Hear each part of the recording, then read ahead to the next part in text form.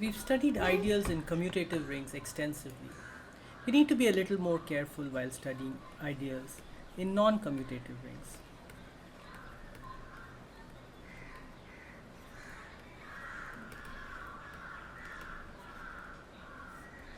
The slight complication arises because multiplication doesn't commute, and there are two different flavors of ideals. There are left ideals and right ideals. So a left ideal is just additive subgroup of R. So it's a subset of R that is closed under addition, contains 0 and has additive inverses.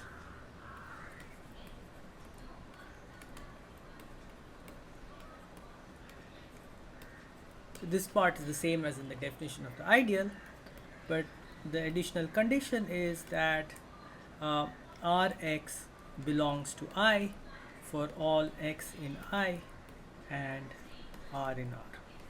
Now this condition looks exactly the same as the definition of an ideal in a commutative ring, but there's a different variant of this where we will put the R on the right. So a right ideal again is an additive subgroup of R.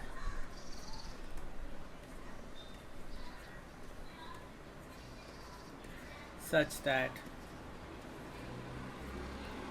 XR belongs to I for all x in I and R in R.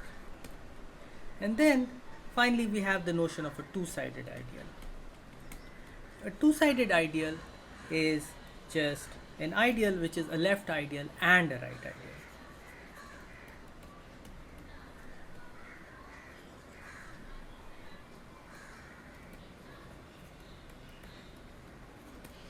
In a commutative ring, these three notions all coincide. Left ideals are the same as right ideals, and they are all two-sided ideals.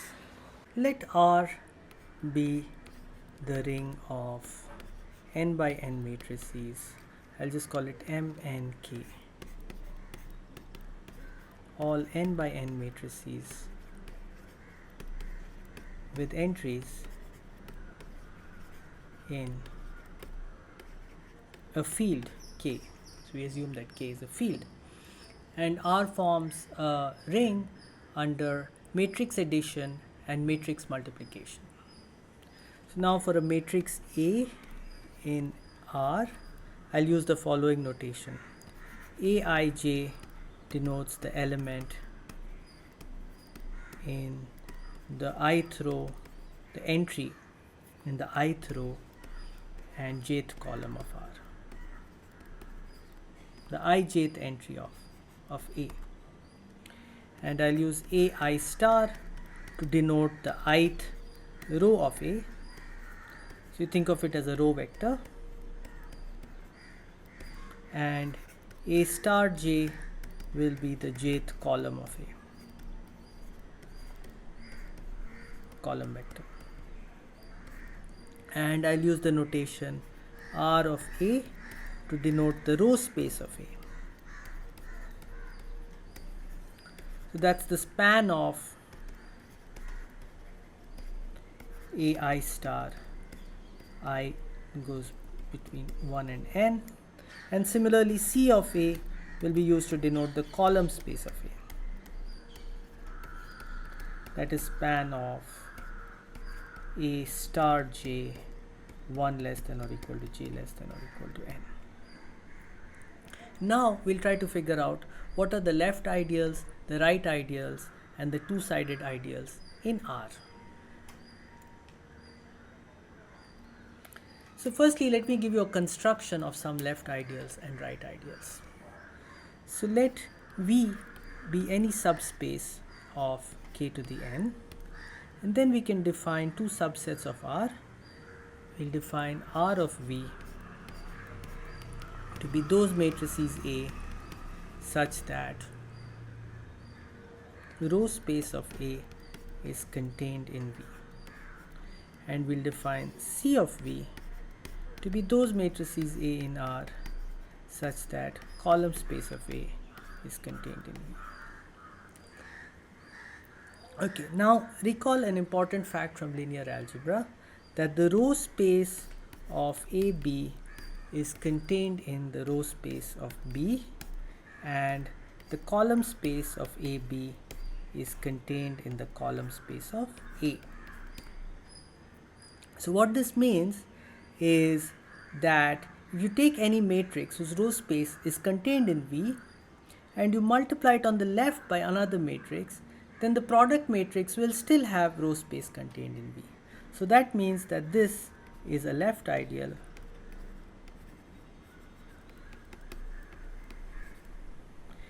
And here, if you have a matrix whose column space is contained in V and you multiply it on the right by another matrix, then the column space of the product is still contained in V. So that means that this is a right ideal. It turns out that these are all the left and right ideals of R. How do we see that? So to see that, we need to given an left ideal, let's do it for left ideals. So given I in R, a left ideal, we need to identify the subspace V for which this ideal I is of the form RV. So how would we get that subspace V? Well, an obvious choice, if you think about it a bit, is to let V be the span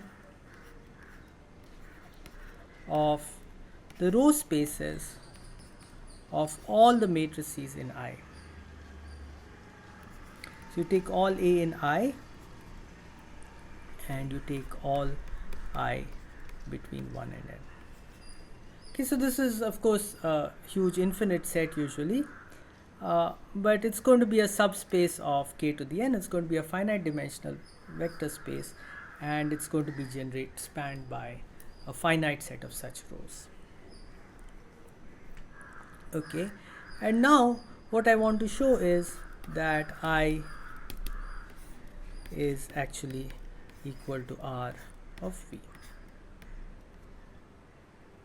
Okay, so firstly, if you have a vector, if you have a matrix A in I, then of course the row space of A is going to be contained in V. So because that's one of the matrices whose rows span V.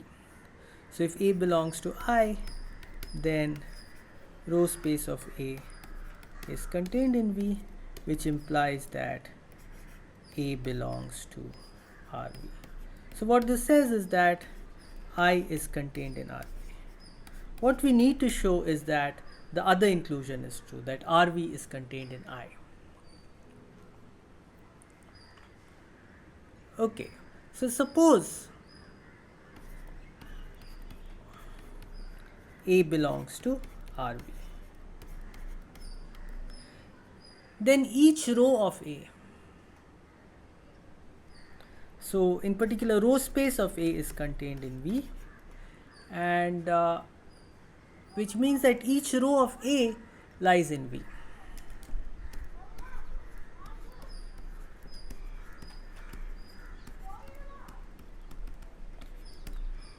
Okay, so that means that if I take the ith row of V, AI star, I can write it as a linear combination of rows of matrices which lie in I. So I can write this in the form J goes from 1 to K, I goes from, let's say L goes from 1 to N, B J I L A I star J. So this is just what it means to say that AI star is in the span of the rows of matrices in I, where these A1, A2 up to AK belong to I.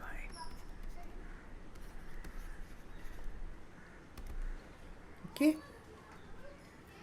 but if you think about what this means, this is the same as saying that A itself is summation j goes from 1 to k bj aj, where bj is the matrix whose ith entry is bjil. Okay, now if you look at this equation here, A is equal to summation bj aj, it's exactly saying that A lies in the left ideal lies in the left ideal containing a1, a2 up to al, which means that A lies in I.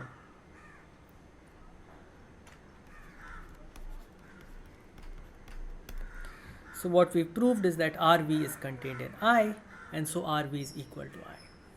So this shows that every left ideal in R is of the form RV for some vector subspace V of Kn, and a similar reasoning using columns instead of rows will show that every right ideal is of the form CV for some subspace V of k to the n.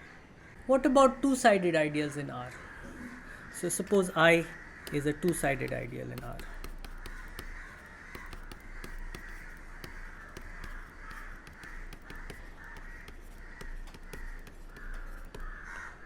Okay, then I is of course going to be of the form C of V for some subspace V in Kn. Okay, now consider two cases. Firstly, if V is the zero-dimensional subspace, so if V is just the subspace consisting of the single vector 0, then of course I is 0 itself, consists only of the 0 matrix just by the definition of CV. Now if V is not 0, then take some non-zero vector V in V. Okay, and now let's look at the matrix AJ, the matrix whose jth row is V, not capital V, is the vector V, and all other rows are 0. So this matrix AJ looks like something like this. In the jth row, we have the vector V, and everywhere else we have 0. So now I ask you, what is the row space of AJ? The row space of AJ is the subspace spanned by the rows of A. At least one of these coordinates in V is non-zero, and so the row space of AJ is going to be the jth coordinate line.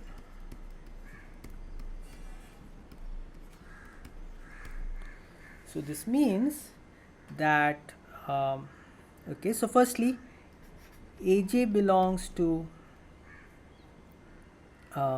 I for all j between 1 and n, just because the column space of AJ is contained in the subspace capital V.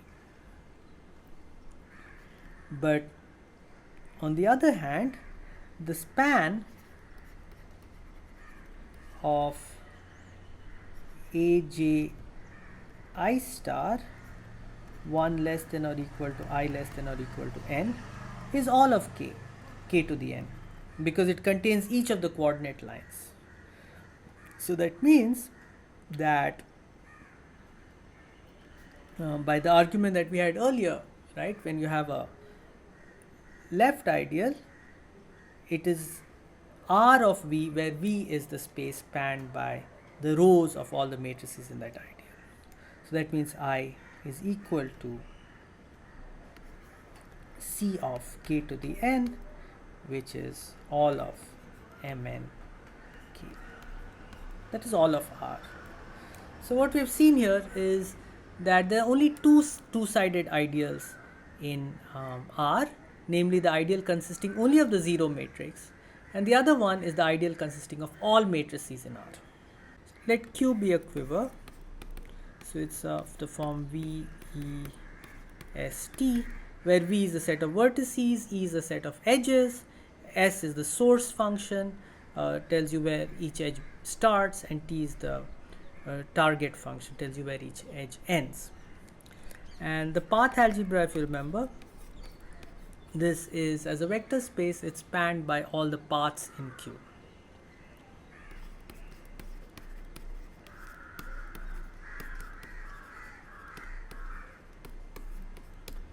Now I'll give you some examples of left ideals, right ideals, and two-sided ideals in KQ. So fix a subset S of V, and you define I of S to be the span of all paths with source in S. So this is span of paths P in E star such that source of P belongs to S. And similarly, I define J of S to be span of all paths that end in S. This is span of P in E star such that T of P belongs to S. I claim that this is a left ideal, IS is a left ideal in KQ, and this is a right ideal in KQ. And if you want an example of a two-sided ideal in KQ, you just define N of S to be span of all paths of length greater than 0. All paths of positive length.